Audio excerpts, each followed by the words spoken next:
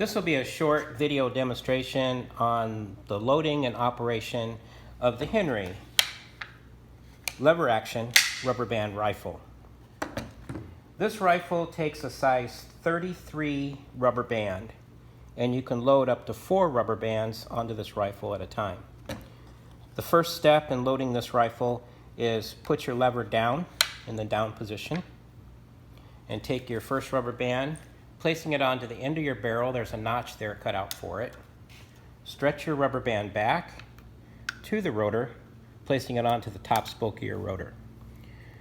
Rotate your rotor backwards until you hear it click and lock into the next position.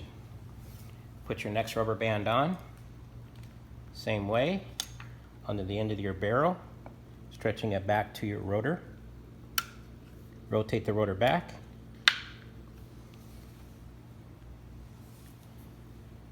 Third rubber band, just like so.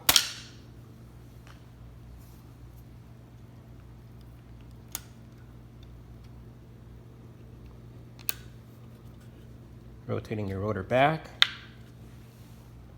And your fourth and final rubber band, you put it on the same way, with the exception of leave your rotor just like it is. Do not rotate your rotor backwards on your fourth and final rubber band.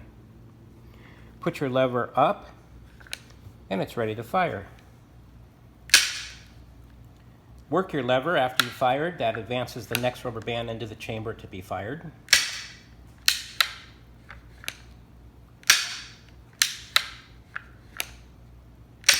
And that's all there is to it.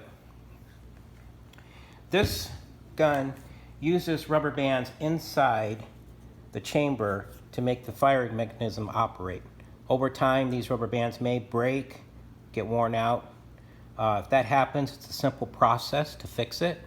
Just remove these screws on this side of the rifle. This whole side plate will lift right up and off, and you can see which rubber bands are broke, and you can replace those rubber bands. Or you can send the gun back to me and I'll replace it free of charge. Just shipping costs would be what we would need to pay for. And it is also a good idea sometimes to keep some parts of this firing mechanism oiled. You want to oil it right here where the rotor is, just a little bit of oil every so often, and oil it right here on your firing pin. That will keep it operating nice and smooth and easy. And that is the instructions on your Henry lever action rubber band rifle. Thank you.